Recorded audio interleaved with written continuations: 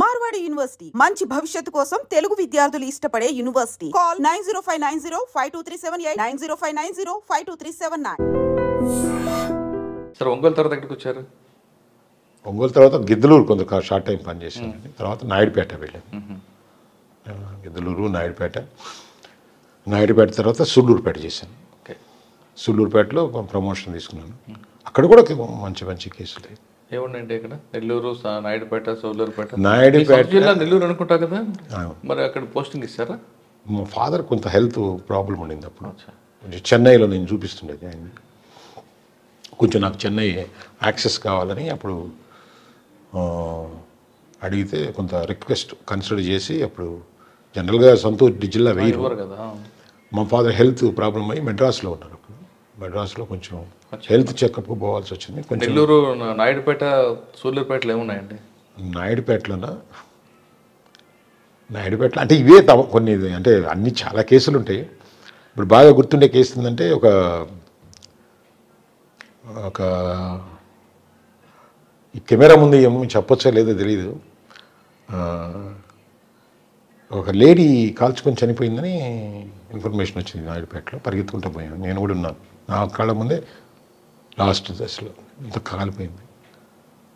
పెళ్ళయి దాదాపు ఒక 1 year లోపే. ఆ కేసులో భర్త ఏమో షాపులో ఉన్నాడు. ఆ రోజే భర్త పుట్టింటి నుంచి అమ్మాయిని తీసుకొచ్చాడు. తీసుకొచ్చిన రోజే చచ్చిపోయింది అమ్మాయి. సో భర్త అయితే కాల్చినాడు కాదు, కానీ తనకి హెరాస్మెంట్ ఏదో ఉంది, చనిపోయింది. తర్వాత ఆ కేసు 304B కింద నమోదు చేస్తే కొంచెం వేరే విషయాలు బయటకు వచ్చినాయి. ఆ రోజు అమ్మాయి ఇంపార్టెంట్, నా భర్త వద్దు నేను పోనానంటే ఈ మామ, ఈ అమ్మాయి భర్త ఆ షాప్ ఉంటుంది కాబట్టి ఆ షాప్లో ఈ లిక్కర్కి అల్లుడి దగ్గర ఈ తినడానికి అలవాటు పడిపోయి ప్రతిరోజు నాయుడుపేటకు వచ్చి, అంటే చనిపోయిన ఆమె తండ్రి అలవాటు పడ్డాడు. సో ఎప్పుడైతే ఈ అమ్మాయి ఎప్పుడైతే పుట్టింటికి వచ్చి నేను కాపడానికి పోనందో అప్పటి నుంచి వీడికి ఇక్కడ అల్లుడి దగ్గర ఫీడింగ్ తగ్గిపోయింది. సో అల్లుడిని రిక్వెస్ట్ చేస్తే, ముందు నువ్వు కూతురు తీసుకొస్తే నువ్వు నా దగ్గరికి అలవ్ చేస్తావు అంటే ఆ అమ్మాయి ఇంట్లో ఏడ్చింది, ఇంపార్టెంట్ అమ్మా వద్దు అని. వాళ్ళ మదర్ కూడా దానికి యాక్సెప్ట్ చేయలేదు. ఇతను బలవంతంగా తండ్రి ఎక్కించుకొని అమ్మాయిని లగేజ్ తీసుకొచ్చుకున్నప్పుడు ఆ అమ్మాయి వెళ్ళేటప్పుడే, ఆ బస్సు ఎక్కి తీసుకెళ్ళేటప్పుడే ఆ లగేజ్ని ఆ చిల్ల చెట్లలో పారేసింది. అంటే తనకు ఇంక ఇంట్రెస్ట్ లేదు. లగేజ్ ఎప్పుడైతే వదిలేసిందో తను ఇంక ఉండను అనేది ఇండైరెక్ట్గా ఈ తండ్రి సెన్స్ చేయలేకపోయాడు. తండ్రి వదిలిపెట్టి వచ్చేసాడు, ఇష్టం లేని కాపురం. ఆ అమ్మాయి వెంటనే అక్కడే తగలబెట్టేసేసుకుంది. అంటే నన్ను పుట్టిల్లు కూడా నన్ను సంరక్షించలేదనేది అమ్మాయి థాట్. అది ఈ కేసు ఎందుకు చెప్తున్నానంటే, ఆ కేసులో ఏమో జరిగిందంటే ఈ తండ్రి ఒక నీచమైన మాట మాట్లాడాడు, నా ముందే మాట్లాడాడు. అంటే ఈయన కెమెరా ముందు చెప్పలేను. ఆ ఆవేశంలో కొట్టాను, తండ్రిని కొట్టాను. ఎంఆర్ఓ వాళ్ళు ఉన్నారు, కానీ తట్టుకోలేకపోయా ఆ మాట. కొట్టిన తర్వాత అది ఒక పెద్ద, అంటే కూతురు చనిపోయిన తండ్రినే చేసుకున్న ఆఫీసర్ అని చెప్పి పెద్ద నా మీద నెగిటివ్ పెద్ద పేపర్లో ఇది వచ్చింది. ఆ మాట ఏ మనిషి వినలేడు. ఒక తండ్రి కూతుర్ని ఆ విధంగా కామెంట్ చేయటం అనేది మనిషి వినలేడు. అలాంటి కామెంట్ చేసినప్పుడు కోపం వచ్చింది. కానీ ఆమె చావు కారణం తండ్రి. టెక్నికల్గా మనం ఎవిడెన్స్ తండ్రి అని ఎవరైతే వాళ్ళే కేసు పెట్టారు కానీ వాళ్ళ మీద పెట్టలేం. కానీ అప్పుడు అనిపించింది ఆడపిల్లంటే వాళ్ళు ఈ విధంగా సమిధులైపోవటానికి అత్తగారు వాళ్ళు ఎంత ఇంపార్టెంటో ఆదరించాల్సిన పుట్టింటి వాళ్ళు కూడా ఆదరించలేకపోతే తీసుకునే నిర్ణయాలు అట్లా ఉంటాయి అనేది. సార్, అది యాక్చువల్గా మీరు 304B సార్. అవును. అయితే 174 అవ్వాలి, లేదా ఇప్పుడు మీరు చెప్పిన రీజన్ ప్రూవ్ అయితే 306 అవ్వాలి. దాన్ని ఏ విధంగా క్లోజ్ చేస్తారండి? అది గుర్తులేదు, అది సీనియర్ ఆఫీసర్లు చేసినట్టున్నారు. అప్పుడు నేనంటే ఆ ఇన్సిడెంట్ జరిగింది కాబట్టి నేను ఎందుకు చెప్తున్నానంటే, నేను నా మీద ఆయన కొట్టానని చాలా పెద్ద ఇష్యూ అయింది. అది అంటే డెడ్ బాడీ ఉన్నప్పుడే వాళ్ళ ఫాదర్ మీద చేసుకున్నాను in the presence of MRO అనేది. సో అంత చెడ్డ మాట విని, అంటే పోలీస్ ఆఫీసర్ కూడా బ్యాలెన్స్ పోతుంది అంటే ఒక్కోసారి తెలియదండి, బ్యాలెన్స్ పోద్ది. అంటే ఈ సొసైటీ ఈ దిగజారే క్రమంలో అది ఎంత దిగజారిపోయేతుంది అనే దానికి సో 10 ఏళ్ళకి ఆ మార్పు డైజెస్ట్ కావడానికి టైం తీసుకుంటుంది. దాంతో మీకు ట్రాన్స్ఫర్ అయిందా? లేదండి, ఎస్పీ గారు అప్పుడు శివధర్ రెడ్డి సార్ అని ఎస్పీ గారు ఉన్నారు. సార్ని ఎంక్వైరీ చేశారు దాంట్లో. ఆయన టీషర్ట్ అదొక ఫన్గా వచ్చారు, నాకు వచ్చి డైరెక్ట్గా ఇంటికి ఎదురుగుండా నిలబడ్డారు. సింగిల్ ప్రశ్న వేశారు, కొట్టారా లేదని. అంటే జరిగింది సార్ అన్న ఆయనకి. ఇప్పుడు నేను కెమెరా ముందు కూడా చెప్పలేదు ఆడు ఏం జరిగిందనేది. వాళ్ళు కూడా జనం కూడా ఉన్నారు, నేను ఉన్నాను, అందరం హౌస్లో జరిగింది. ఆయన కూడా కన్విన్స్ అయ్యారు. కన్విన్స్ అయ్యి రీజన్ కరెక్టే నేనున్నా ఎవరికి నీకైనా అనిపిస్తుంది ఏది నేనున్నా కొట్టేవాడు నేను. అయితే పోలీస్ ఆఫీసర్ కాబట్టి పబ్లిక్లో చేయి అంటే ఆ సిచ్యువేషను కూతురు చనిపోయి ఉంటే తండ్రి మీద చేయి చేసుకున్నాను అనేది. ఆ కేసు ఎందుకు గుర్తుందంటే దాంట్లో కూడా అప్పుడు గొప్ప పోలీస్ ఆఫీసర్లు అండి, ప్రతిదీ కూడా ఏం జరిగిందో ప్రొటెక్టివ్గా ఉండేది. పోలీస్ ఆఫీసర్లు అందరూ చాలా ప్రొటెక్టివ్గా ఉండేది. అంటే తప్పుంటే ప్రొటెక్ట్ చేస్తారని కాదు, కొంత మేము గీత దాటి ప్రవర్తించినా కొన్నిసార్లు ఆవేశపడ్డా కొంత మా ఉద్యోగ ధర్మంలో ఒక గీత దాటినా కానీ దానికి రీజన్ అంటే ఒక రీజన్ ఉంటే మాత్రం వాళ్ళు 100% బ్యాకప్ సపోర్ట్ చేస్తారు. ఇంకా చాలా కేసులు ఉంటాయండి. కేసులు అనేవి సూళ్ళూరుపేటకు అక్కడే ఉంది గుర్తుంది. కేసులు ఎన్నో గుర్తుంటాయండి, నంబర్ ఆఫ్ కేసెస్ ఉంటాయి. అవన్నీ కేసులు పోలీస్ ఆఫీసర్ కేసు చాలా ఉంటాయండి, కానీ మెమరబుల్ కేసు అక్కడ నా అదృష్టవశాత్తు నేను నా టైంలో అప్పుడు చంగాళమ్మ టెంపుల్ అమ్మవారిది 7 సంవత్సరాలకు ఒకసారి జాతర చేస్తారు, 7 ఇయర్స్కి ఒకసారి. అది నా టైంలో జరిగింది. అప్పుడు 2005-2008 ఉన్నాను అక్కడ. తర్వాత ఇంకొక ఆపర్చునిటీ శ్రీహరికోట, లాస్ట్ ఎస్ఐగా అక్కడ ఉన్నప్పుడు శ్రీహరికోటలో అవుట్ పోస్ట్ లాగా ఉన్నా ప్రతిదీ కూడా మేమే చూసుకుంటాం ఎస్ఐగా. సో అప్పుడు మేము షార్కి కొంచెం ఫ్రీక్వెంట్గా పోవటం, ఆ టెక్నాలజీ చూసుకుంటాం. ఎవరండి ఎస్పీ అప్పుడు మీకు? మాకు అప్పుడు 3 చేశారండి. నాకు ఎస్పీలు మల్లారెడ్డి గారిని ఒక ఆయన చేశారు, తర్వాత శ్రీనివాసరెడ్డి గారు చేశారు. లేదు అప్పుడు ఇంకొక ఆయన రామకృష్ణ గారు ఒక ఆయన చేశారు, రామకృష్ణ పివిఎస్ రామకృష్ణ గారు అనుకుంటాను, పివిఎస్ రామకృష్ణ చేశారు. తర్వాత శివధర్ రెడ్డి గారు చేశారు. శివధర్ రెడ్డి మన తెలంగాణ ఆయన నన్ను అక్కడ ట్రాన్స్ఫర్ ఇచ్చింది కూడా ఆయనే. అక్కడే ప్రమోషన్ అంటే నాయుడు అక్కడే వచ్చింది నాకు. నాయుడుపేట నుంచి సూళ్ళూరుపేట ఇచ్చింది కూడా ఆయన. గ్రేట్ మంచి ఆఫీసర్ అండి, గ్రేట్ ఆఫీసర్. ప్రమోషన్ అక్కడే వచ్చింది. అక్కడే ప్రమోషన్ ఫస్ట్ సిఐడిలో ఫస్ట్లో ఆ కేసు మెమరీ ఏది సత్యం రామలింగరాజు కేసులో మేము సిఐడి హెడ్ క్వార్టర్లో ఉన్నాం అప్పుడు. సో వాళ్ళు అరెస్ట్ అప్పుడు కూడా నేనే ఫస్ట్ సెంట్రీ. ఆ రామలింగరాజు వాళ్ళందరినీ. సార్ రామలింగరాజు గారి కేసులో ఆయన డీజీపీ ఆఫీస్, నాకు రివార్డు కూడా ఉంది దాంట్లో, నాకు రివార్డు కూడా ఉంది దాంట్లో.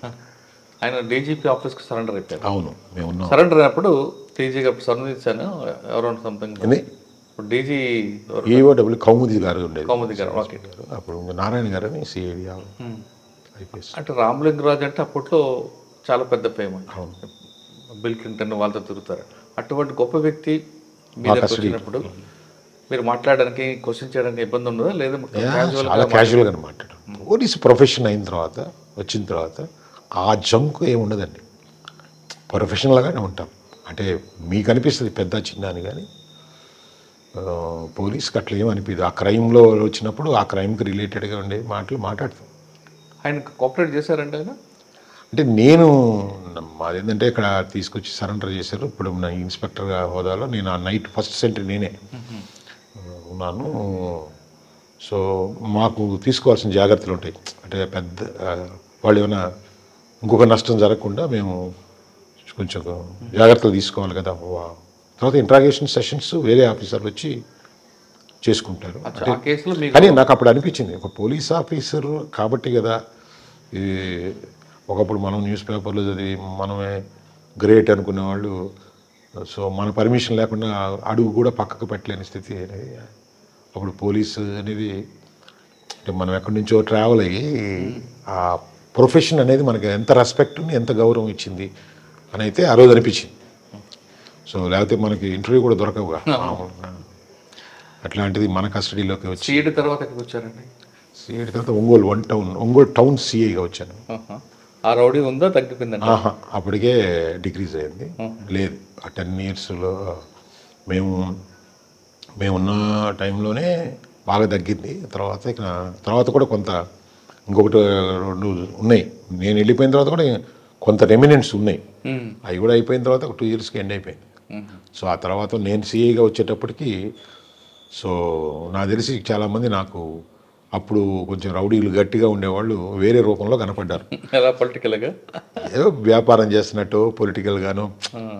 అంటే డెఫినెట్గా వచ్చి కలిసి ఇప్పుడు అప్పుడులాగా నేను లేను, ఇప్పుడు నా వృత్తి ఇది, ఇప్పుడు సేమ్ పర్సన్నే కాబట్టి నేను సేమ్ పర్సనే. మమ్మల్ని అట్లే అనుకుంటున్నాడేమో, నాగరాజు ఎస్ఐగా ఉన్నప్పుడే అనుకుంటున్నాడేమో. మళ్ళా 2000 నుంచి 2003 వరకు చేశానండి ఎస్ఐగా. తర్వాత 2010లో సిఐగా వచ్చాను, అంటే 7 years తర్వాత వచ్చాను. సో వీళ్ళందరూ అప్పటికి రూపాంతరం చెందారు, అంటే రకరకాల రూపాంతరాలు. దాంట్లో అన్ని రూపాంతరాలు ఉన్నాయి. కొంతమంది వ్యాపారమనో, కొంతమంది రాజకీయమనో, కొంతమంది బోధకులను, అంటే ప్రజల్ని బోధించేవాళ్ళు.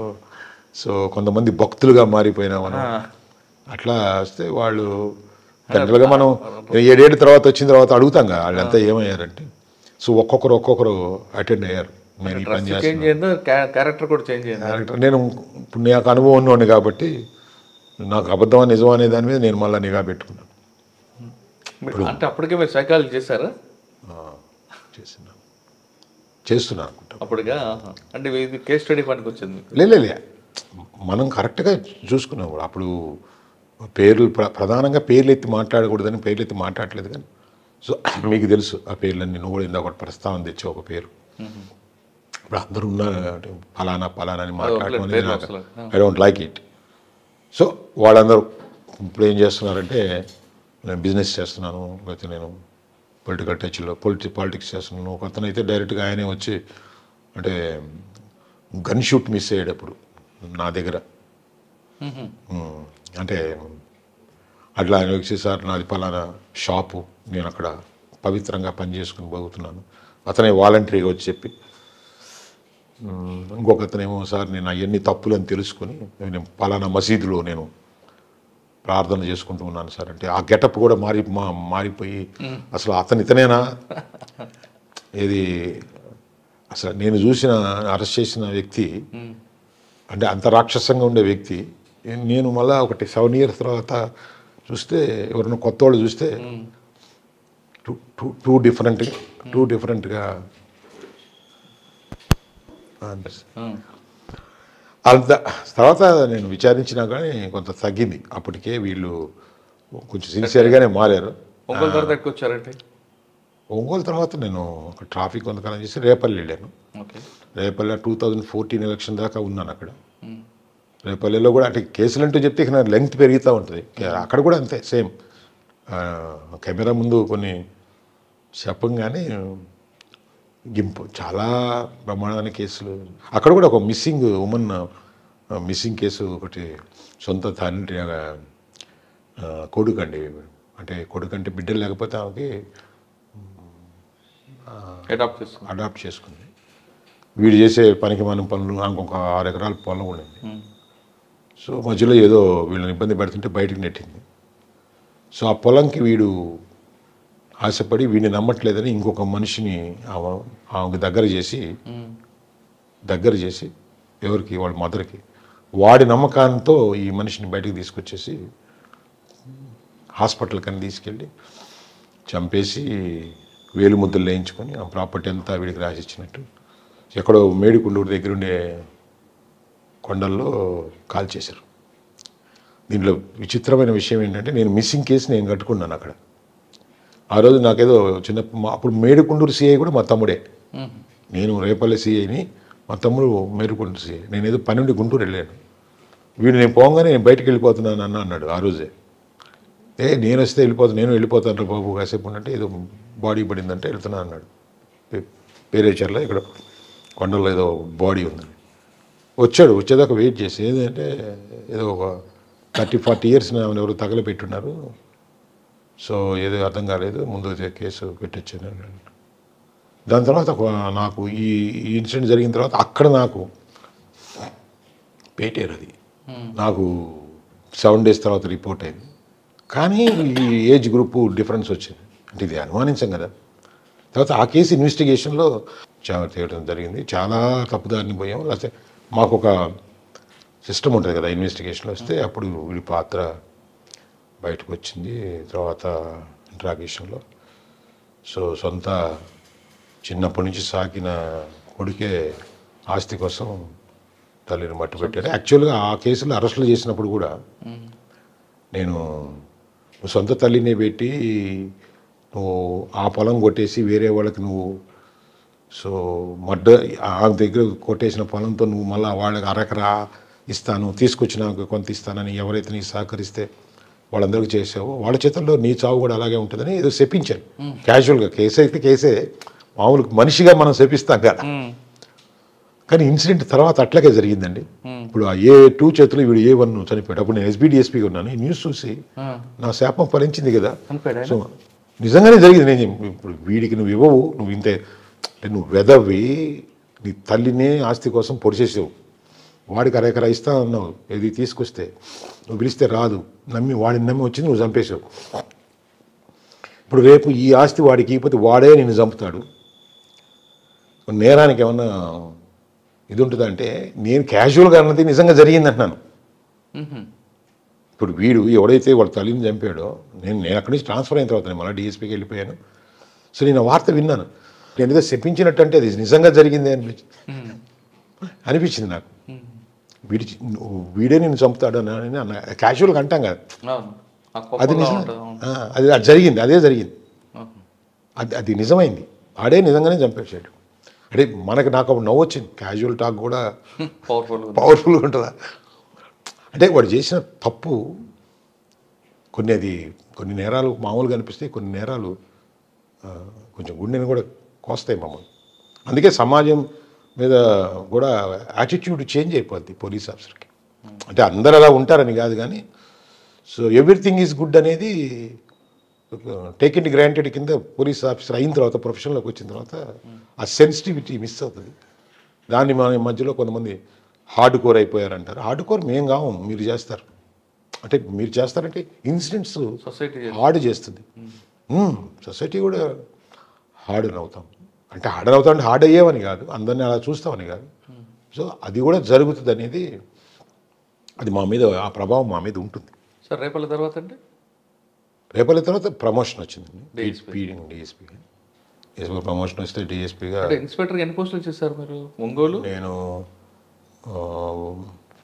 సిఐడి చేశాను.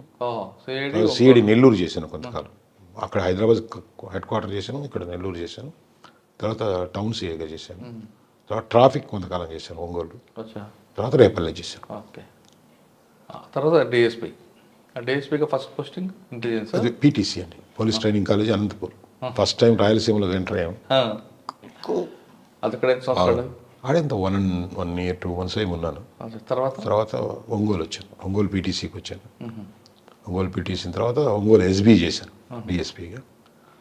తర్వాత అక్కడి నుంచి రాజమండ్రి ఈస్ట్ చేశారు. రాజమండ్రి ఈస్ట్. రాజమండ్రి ఈస్ట్లో 19 ఎలక్షన్ అక్కడ చేశాను. 19 ఎలక్షన్కు ముందు చీరాల ట్రాన్స్ఫర్ అయ్యాను. చీరాల ఎలక్షన్స్ అప్పుడు కరణం బలరాం వర్సెస్ ఆమంచి కృష్ణమోహన్ ఎలక్షన్కి నేను డిఎస్పీ. సో ఆ ఎలక్షన్ అందరికీ గుర్తుండిపోయింది. తర్వాత నేను ఆ ఎలక్షన్ తర్వాత వైసీపీ గవర్నమెంట్ రావటం, నేను 10 months విఆర్లో ఉండటం జరిగింది. అంటే అక్కడ టీడీపీకి గెలిచారు. దానికి రీజన్ నేనని అందరూ నా మీద గట్టిగా నిందేశారు. గట్టిగా నిందపడింది. ఆ నిందకి పనిష్మెంట్గా కూడా కొంచెం ఫస్ట్ టైం డిపార్ట్మెంట్లో కొంచెం కష్టం వేసింది. అంటే ఎందుకంటే జనరల్గా ఇది చెప్పకూడదు ఇంటర్వ్యూలో, తప్పులు చేసిన ఒప్పులు చేసిన ఆఫీసర్స్ అనేవాళ్ళు మేము ఏదైనా దురుద్దేశంకరంగానే ఇంకొక రకంగా పోతే సీరియస్గా ఉంటుంది. కానీ గట్టిగా నిలబడి గట్టిగా ఎలక్షన్ చేసినప్పుడు అది రిజల్ట్స్ అటు అయినప్పుడు అది యాక్చువల్గా టీడీపీని ముద్ర వేశారా? వేశారు. వేసి ఒక 10 months అయినప్పుడు డిపార్ట్మెంట్లో బాగా తిరగడం జరిగింది. హెల్ప్ అంటే బీఆర్లో పెట్టారండి. పెట్టారు. మరి 10 నెలలు అది ఫస్ట్ టైం వీఆర్ అండి నా లైఫ్లో. అవును, మరి 10 నెలలు మరి మీకు జీతం అది అవే కదా ఇబ్బంది పెట్టి జీతం ఇవ్వకుండా లోన్లు పెట్టుకొని అంటే ఇప్పుడు ఏదైనా ఉన్నా కానీ అమ్ముకోరు కదండి, జరగాలి అంటే కొంచెం టఫ్ టైం అది. సో తర్వాత దిశ అది పెట్టారు అప్పుడు, నెల్లూరు దిశ చేశాను. నెల్లూరు దిశ తర్వాత ఒంగోలు డిఎస్పీగా చేశాను. ఒంగోలు డిఎస్పీ తర్వాత మళ్ళా. కానీ అప్పటికి మీరు టీడీపీ మనిషి ఉంది కదా, కానీ మరి వైసీపీ మనిషి మీకు సహకరించారు కదా ఒంగోలు ఎస్పీ డిఎస్పీ. అతను నా అంటే బాలినేని శ్రీనివాసరెడ్డి గారు, నేను అంటే నాతో చదువుకున్న వాళ్ళు చాలామంది ఉన్నారండి. అంటే నేను ఇప్పుడు అందరినీ పేర్లు పెట్టి వీళ్ళందరూ నా ఫ్రెండ్స్ అని చెప్పడం, కావలి కాలేజీలో చదివినప్పుడు చాలామంది పొలిటీషియన్స్ అయ్యారు, చాలామంది వ్యక్తిగత ఫ్రెండ్స్ ఉన్నారు. సో బాలినేని శ్రీనివాసరెడ్డి గారు, నేను ఈ జిల్లాకు రాకముందే మా ఇన్లాస్కి ఫ్రెండ్ బాలినేని శ్రీనివాసరెడ్డి గారు ఇప్పుడు మా కోబ్రదర్ ఎమ్మెల్యేగా కంటెస్ట్ చేస్తే అప్పుడు చీఫ్ ఎలక్షన్ ఏజెంట్. అప్పుడు ఆయన బాలినేని శ్రీనివాసరెడ్డి గారు యూత్లో ఉన్నాడు, యూత్ కాంగ్రెస్లో ఉన్నాడు. కుటుంబ సంబంధాలు ఉన్నాయి. ఇచ్చి మీ పక్కన ఉన్న లక్ష్మణ్ మంది ఇవ్వలేదండి? కాదండి, కాదు. బాలినేని శ్రీనివాసరెడ్డి నేను అంటే మేమైతే ఫ్రెండ్స్ అని కాదు, కానీ ఒకే టైంలో చదువుకున్నాం కూడా. కావాలి జవహర్ భారతిలో ఉన్నప్పుడు జూపూడి ప్రభాకర్, ఇప్పుడు చైర్మన్ బాలాజీ, ఎంపీ గారు. అంటే ఇప్పుడు రాజకీయం కోణం వేరే ఉంటుంది, మన బ్యాక్గ్రౌండ్ వేరే ఉంటుంది, పర్సనల్ వేరు ప్రొఫెషనల్ అంటే. సో ఇప్పుడు ఒంగోలు అనేది పడింది తప్ప మళ్ళీ ఏమి లేదంటున్నా. విఆర్ దిశ అన్నీ అంతా. సార్ ఒంగోలు వచ్చారు కదా, ఎస్ఐగా ఒంగోలు ఉంది, సిఏగా ఒంగోలు ఉంది, డిఎస్పీగా ఒంగోలు ఉంది. ఈ 3 ఒంగోలు తేడా వచ్చింది. చాలా చేంజ్ వచ్చింది, చాలా చేంజ్ వచ్చింది. 3 డిఎస్పీగా నేను వచ్చేటప్పటికి, ఇప్పుడు అంతకుముందు చెప్పాను కదా, రూపాలు మారుకుని చీటింగ్లు. అంటే నాకైతే ఈ 10 years అంటే ఇప్పుడు 2000 ఎస్ఐ, 2010 సిఐ, దాదాపు 21లో నేను డిఎస్పీకి వచ్చాను ఒంగోలుకి. ఈ 3 ఇరాల్లో ఒంగోలు యొక్క మార్పు వేరేగా మారిపోయింది. ఆనాటి 10 ఏళ్ళకు, అదే 10 ఏళ్ళకి మారుతుంది అనేది. 10 ఏళ్ళకి మొన్న ఒంగోలు ఇంకో కోణంలో కనపడింది. అంత అంటే ఇప్పుడు కొంతమంది వ్యాపారాలు చేసేవాడు ఏదో బగుతున్నామని చెప్తారు కదా, ఆ తర్వాత నాకు ఎందుకో చీటర్సే కనపడ్డారు.